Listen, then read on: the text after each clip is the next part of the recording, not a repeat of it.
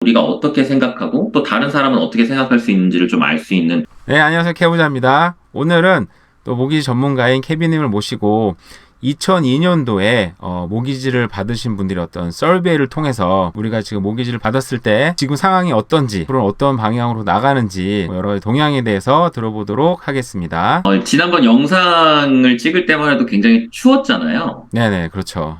네, 근데 벌써 이제 봄이 돼가지고 이렇게 날씨도 좋고 날도 따뜻하고 이제 좀 옷도 좀 가볍게 입고 영상을 찍고 있는데, 네, 맞습니다. 제가 오늘 준비한 이 부분은 일단 2022년도에 몰게지 프로페셔널 캐나다라고 하는 MPC라고 불리는 이 몰게지 브로커들의 협회 네, 또는 단체가 있는데, 이 단체에서 2022년에 몰기지를 받았던 사람들, 또 2023년에 몰기지를 받고 싶어 하는 사람들에 대해서 서베이, 아주 네. 많은 설문조사를 했어요.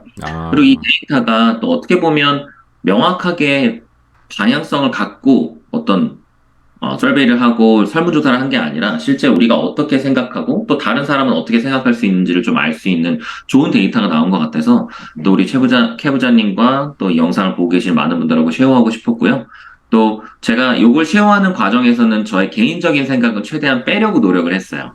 그래서 네네. 이상으로 네. 우리가 어떻게 생각하는지 한번 봤으면 좋겠습니다. 케빈님께 설명을 해주시는 걸 저희가 한번 들어보도록 하겠습니다. 일단 이 설베이 같은 경우는 말씀드렸던 MPC라는 기관에서 우리가 2022년 동안 하우징 마켓과 몰게지가 어떻게 운영이 됐는지에 대한 설베이 리포트고요. 하나씩 좀 알아볼 건데, 네. 기본적으로 2022년도에 이어엔드 컨슈머 설베이를 해봤을 때 여러 가지 특징들이 있었어요. 그중에 제가 좀 이거는 우리가 좀 알았으면 좋겠다 하는 부분들을 이제 하이라이트 해놨는데, 첫 번째 같은 경우는 하우스홀드 버짓.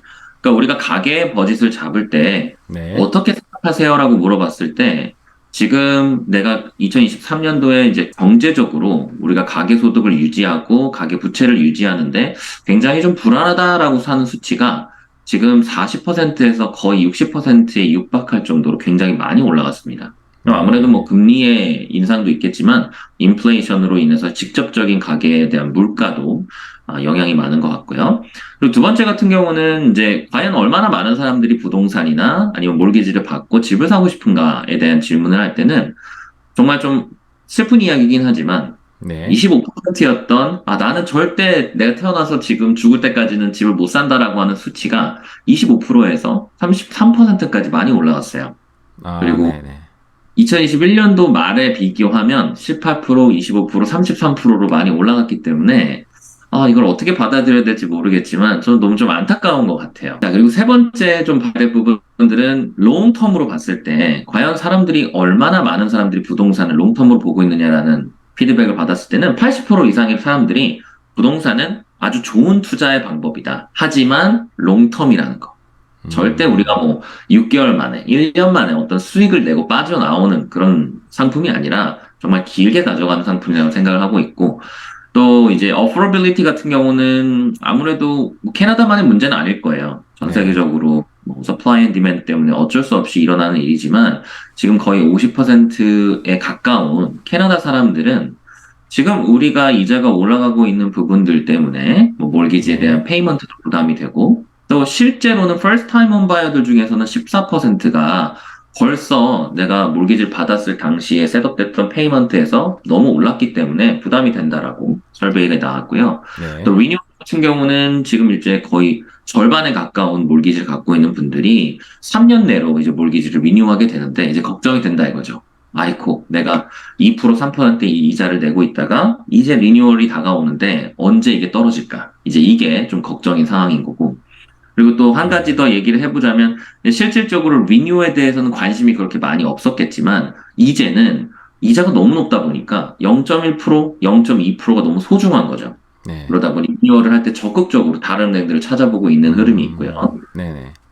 그 다음에는 우리가 이제 2022년에 대한 정말 좀 하나씩 하나씩 뜯어보는 좀 디테일한 것들 볼 텐데, 우리 홈 바이어들의 트렌드를 일단 한번 봐보죠. 일단 네. 2022년에는 어떤 일들이 일어났냐?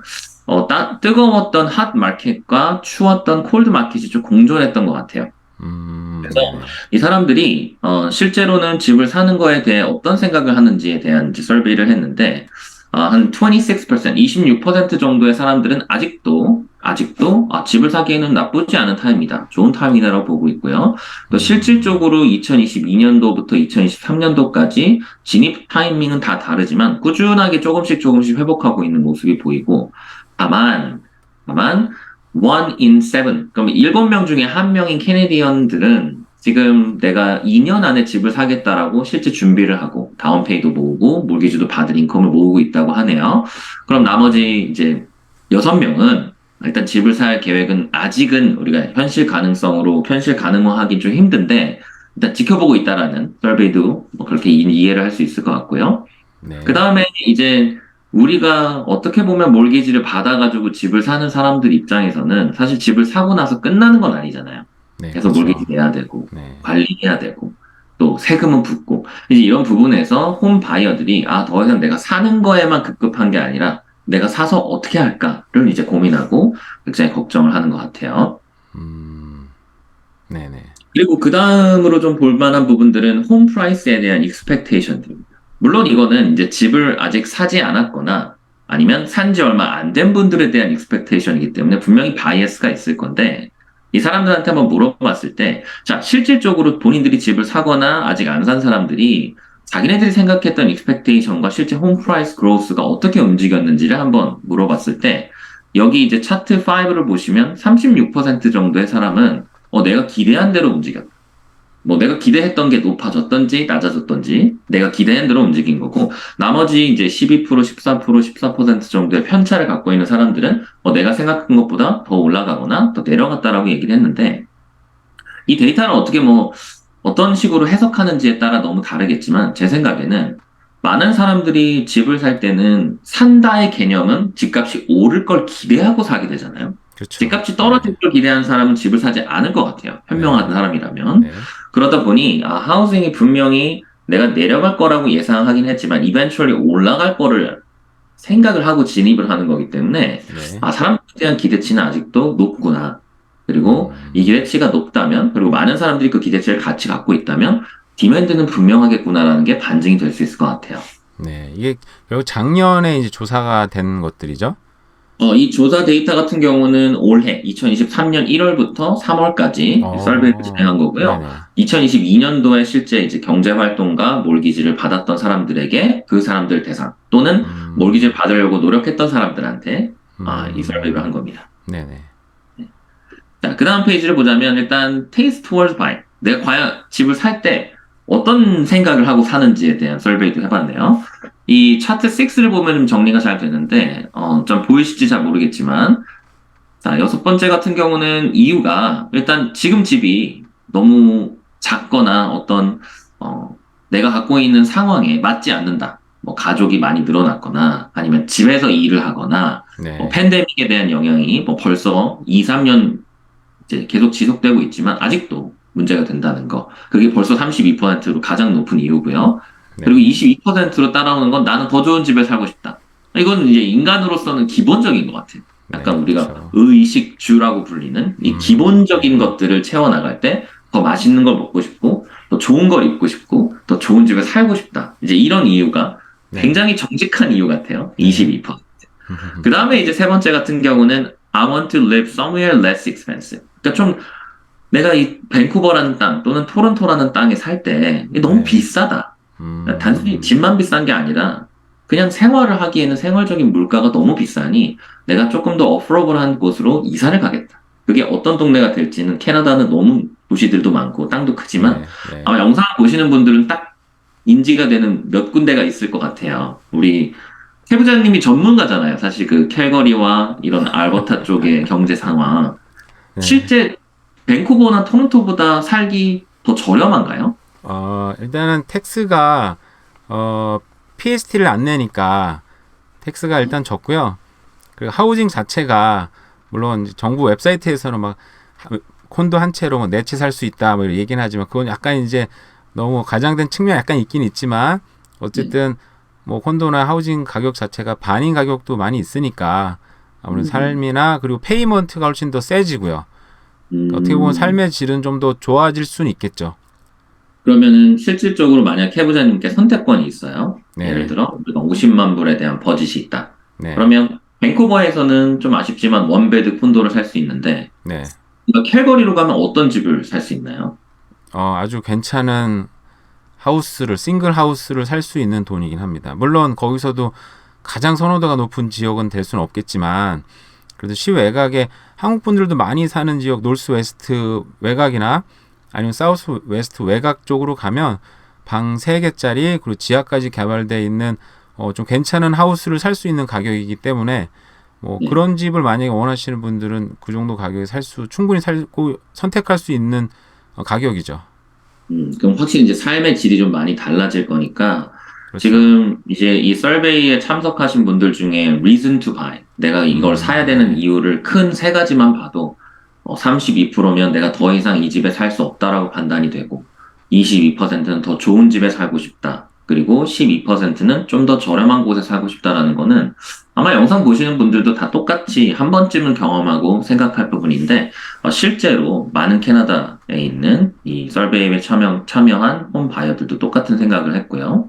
네. 자, 그 다음에 이제는 좀 현실적인 이야기인데 과연 이제 몰기지와 힐라 내가 이제 집을 사면서 금융적으로 도움을 받을 수 있는 부분들을 어떻게 해결하고 있는지에 대한 서베이인데 62%의 대답을 해주셨던 서베이에 참여했던 분들이 실제로는 본인의 능력 외에 도움이 필요했다라고 우리한테 이야기를 해줬어요.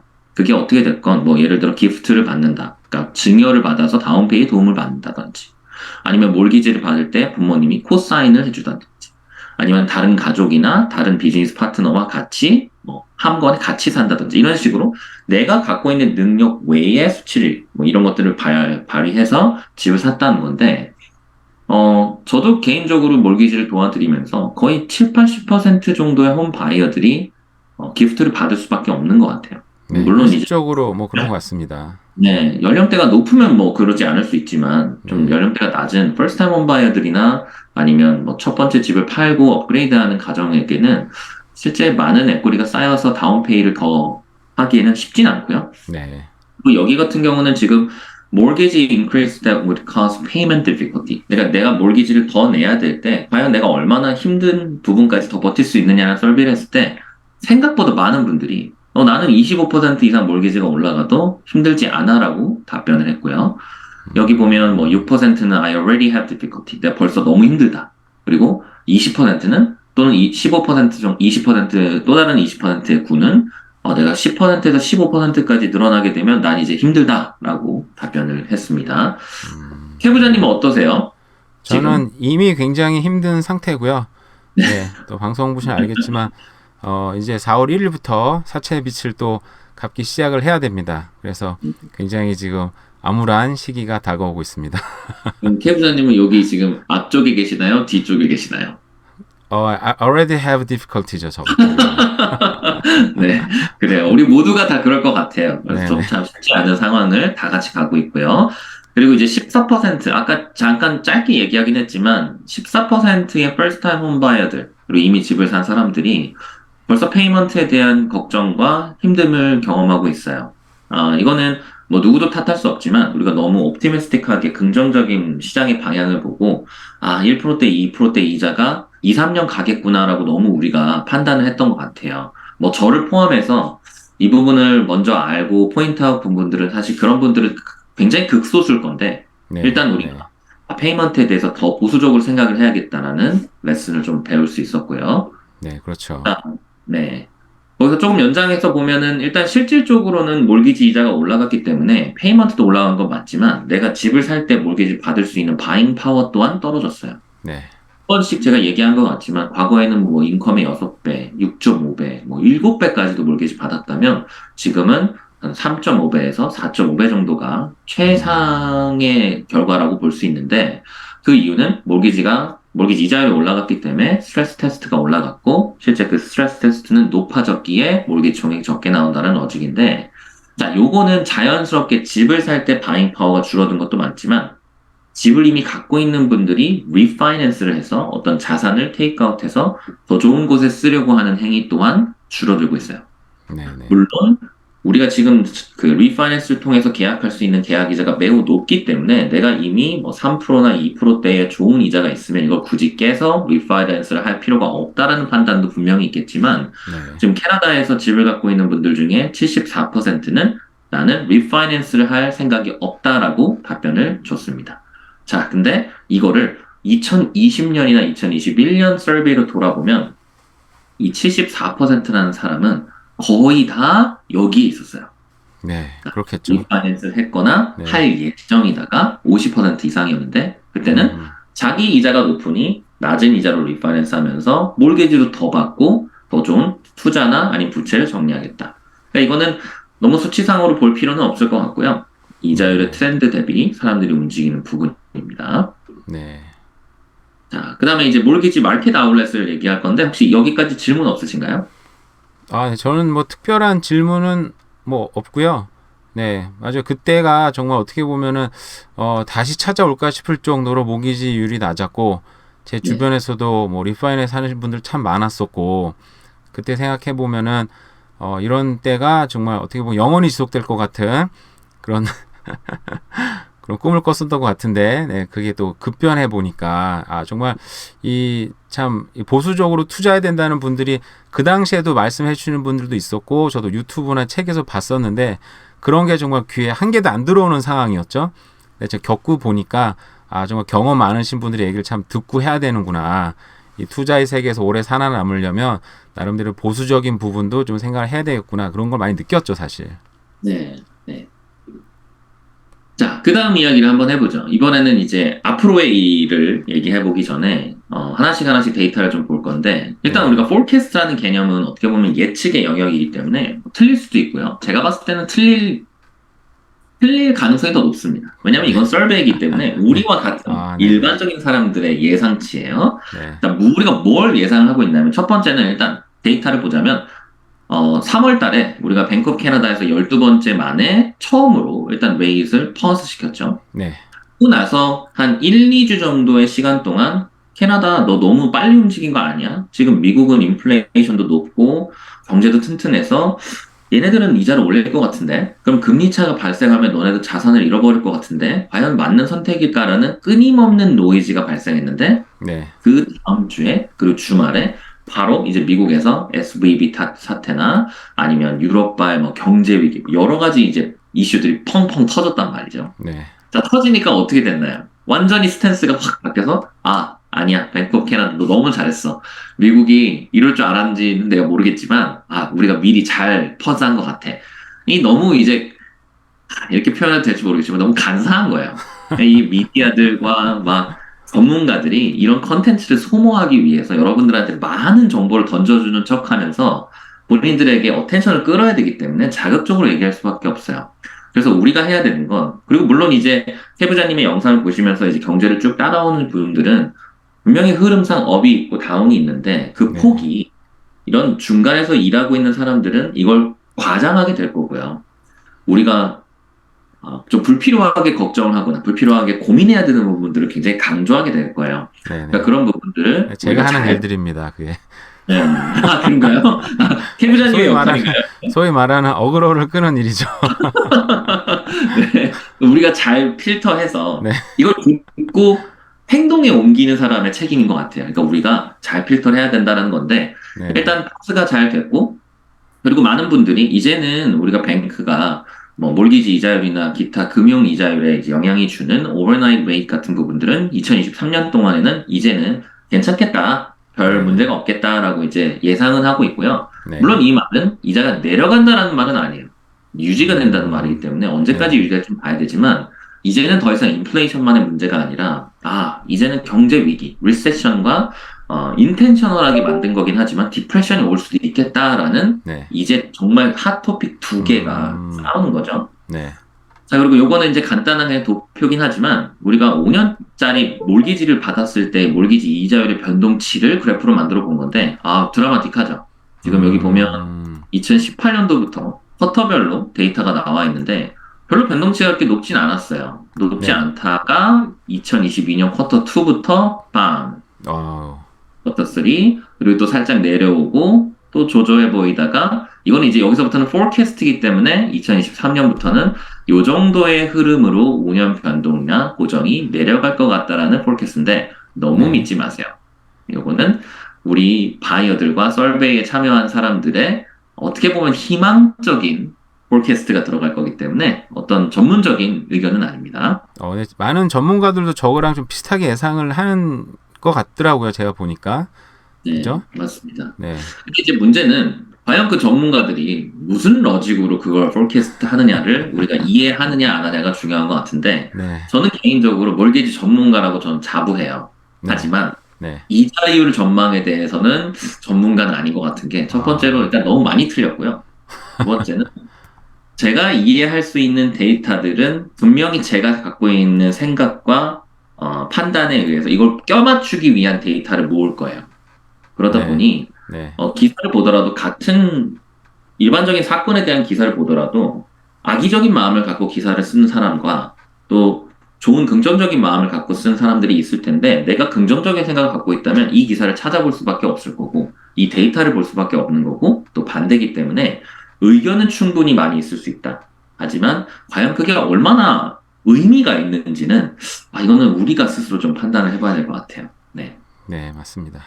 어려운 질문을 저는 이렇게 좀 피해 가겠습니다. 네. 직접적인 이 퀘스천을 많이 받지만, 네. 자, 그 다음 같은 경우는 우리가 지금 뭐 몰기지를 받을 때 혹시 들어보실 수도 있지만, LTV라고 하는 Loan to Value라는 이름이 있고요. 그 다음에 LTI라고 하는 이거는 이제 Loan to Income Ratio가 있고요.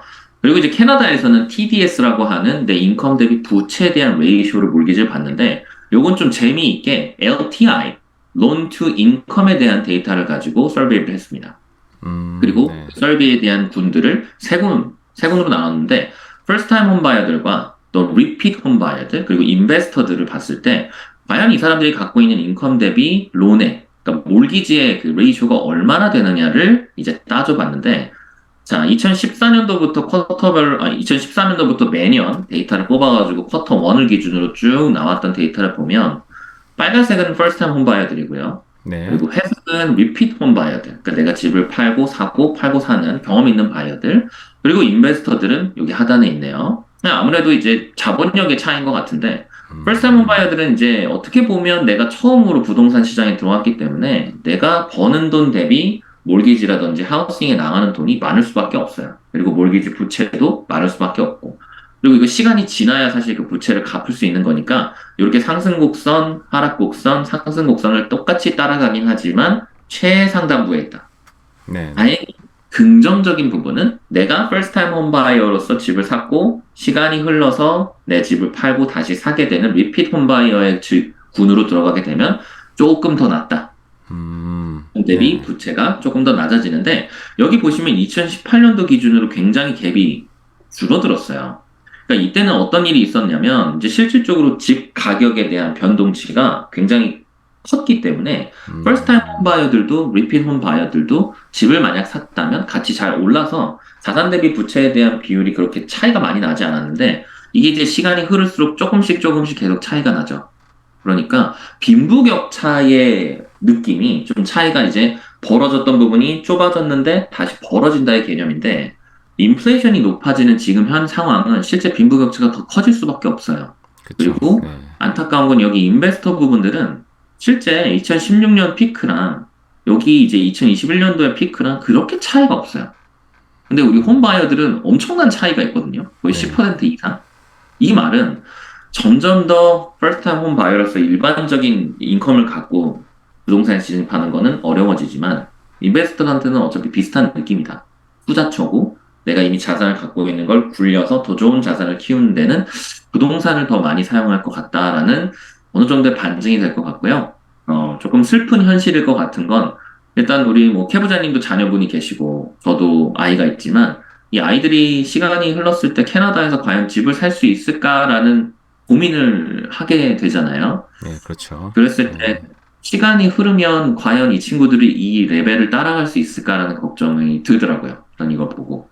그래서 우리가 더 열심히 해야겠다. 물론 뭐 우리가 다 해줄 수는 없지만 지금 할 수 있을 때 이 폭이 조금이라도 적었을 때 우리가 열심히 하자라는 생각을 했습니다. 네, 뭐 아까도 말씀하신 것처럼 60% 이상이 외부에서 도움을 받는 것처럼, 예, 저도 이 컨텐츠를 여러 번 찍긴 했던 것 같은데, 정말 이 자녀들 집 사는 것까지 지금 플랜을 같이 짜서 어느 정도 진행을 해야 되는 것 같아요. 그렇지 않으면은, 물론 시외곽이나 뭐 다른 도심 지역도 가능하지만, 사실은 저도 애가 있지만, 그래도 좀 가까이에 살고 싶은 마음 있잖아요. 최소한 밴쿠버 근교에 같이 살고 싶은 마음이 있다 보니까, 그런 부분 아무래도 생각하지 않을 수가 없더라고요. 네. 그리고 이제 몰기지 상담을 하다 보면, 네.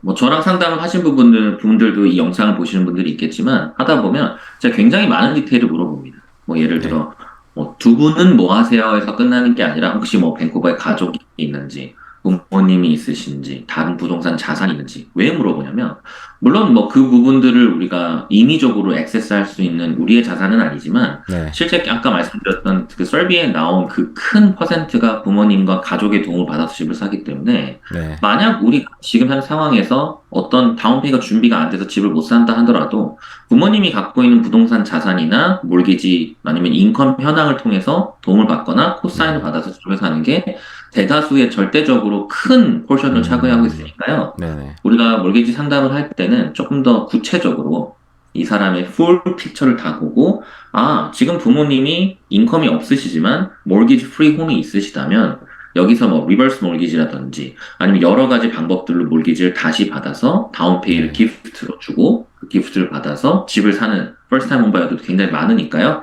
그런 부분들도 잘 알아보시면 좋겠습니다.